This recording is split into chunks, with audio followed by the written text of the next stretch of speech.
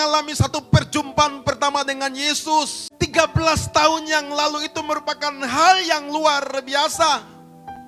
Kenapa sampai detik ini saya berdiri untuk berseru tentang nama Yesus di jalan-jalan, di lorong-lorong. Kemana Tuhan mengambil saya pergi dan bersaksi. Karena saya mengalami satu perjumpaan khusus dengan Tuhan.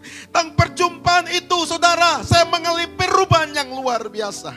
Seperti apa yang tertulis pada saat malam hari ini. Bagaimana Petrus mengalami perjumpaan khusus dengan Tuhan. Mungkin kita melihat itu sekitar perahu Petrus. Tetapi Yesus meminjam perahu Petrus. Dan Yesus naik di atas perahu Petrus. Secara pandangan mata kita melihat itu adalah perahu. Tetapi Yesus menjadikan perahu Petrus sebagai mimbar. Dan dia berdiri dan bersaksi kepada sekian banyak orang yang mau mendengarkan firman. Saya ketika mengalami perjumpaan pertama dengan Yesus, di mana ada KKR, ada kebaktian kebangunan rohani. Saya salah satu anak muda yang biasa lari ambil bagian ketiga altar call. Saya menangis. Saya katakan, Tuhan pakai saya. Tuhan pakai saya. Bagaimanakah kita mengalami satu perjumpaan khusus dengan Tuhan? Saudara bisa merenungkan kembali. Mungkin dulu saudara jauh dari pujian dan penyembahan. Mungkin saudara suka dengan kegiatan-kegiatan yang bukan hal-hal rohani. Tapi ketika saudara berjumpa dengan Tuhan lewat kegiatan-kegiatan event-event KKR, saudara mengalami satu perubahan yang luar biasa sehingga saudara jatuh cinta dengan Tuhan. Dan hal ini luar biasa. Waktu Yesus naik di perahu Petrus, ketika itu Yesus memberitakan kabar baik untuk sekian banyak orang yang mendengarkan firman Tuhan pada saat itu. Yesus berkata, Petrus bertolaklah ke tempat yang dalam dan tebarkanlah jala. Apa yang Petrus katakan? Guru, sepanjang malam kami pergi, kami tidak mendapat apa-apa. Tapi Yesus berkata, ikutlah aku. Lalu Petrus mulai bergegas. Dengan beberapa teman, mereka mulai bertolak ke tempat yang dalam dan tebarkan jala. Apa yang terjadi di sana? Saudara yang terkasih dalam nama Tuhan kita Yesus Kristus. Kenapa di hari pencurahan Roh Kudus Petrus yang berkhotbah? Bukan anak-anak Zebedeus, bukan Yakobus, bukan Yohanes, tetapi Petruslah yang berkhotbah. Karena apa? Waktu Petrus mengalami satu perjumpaan pertama dengan Tuhan di pinggir danau Genesaret itu, saudara yang terkasih, Petrus sedang membersihkan jalannya. Lalu Yesus naik di perahu Petrus. Yesus berkata, bertolaklah ke tempat yang dalam dan tebarkanlah jala. Waktu mereka pergi ke tempat yang dalam dan tebarkan jala, saudara yang terkasih, Petrus melihat mujizat Tuhan nyata di depan mata.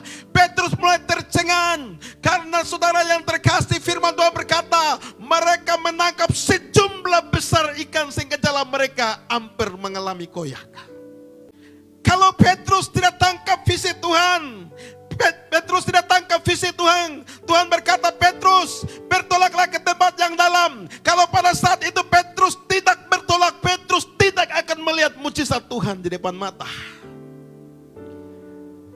Saudara yang terkasih,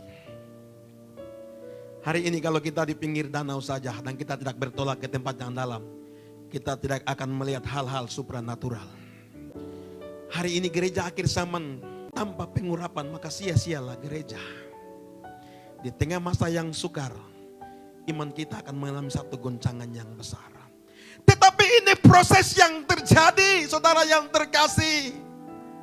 Waktu Petrus melihat sejumlah besar ikan itu, Petrus tercengang apa yang terjadi di depan mata.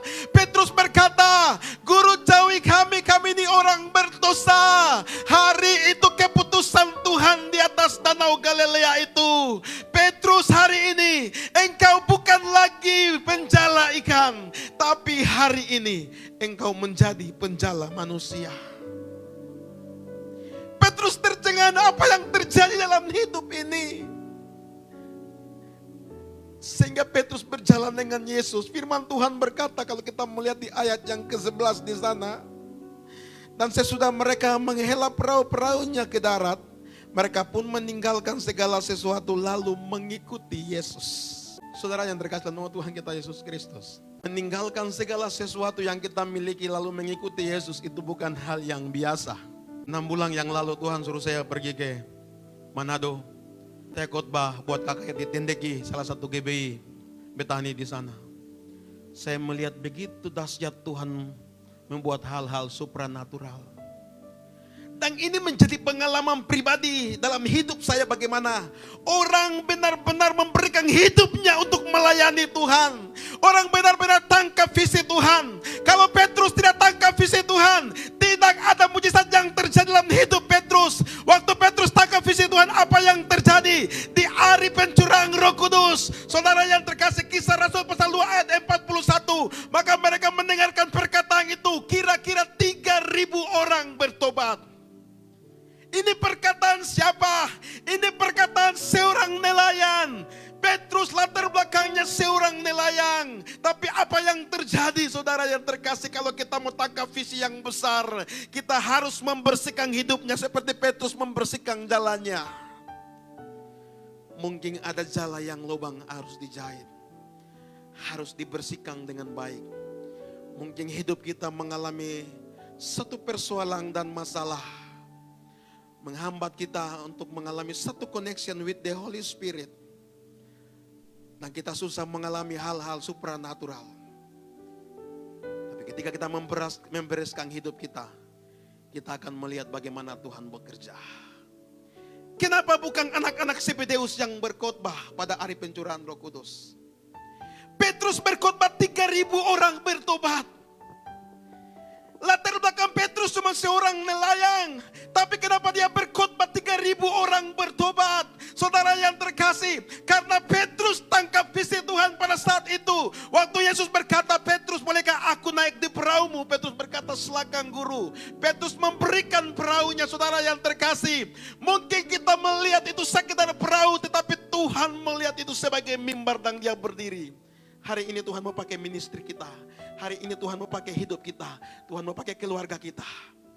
Tapi kita tidak memberikan seluruh totalitas hidup kita untuk Tuhan.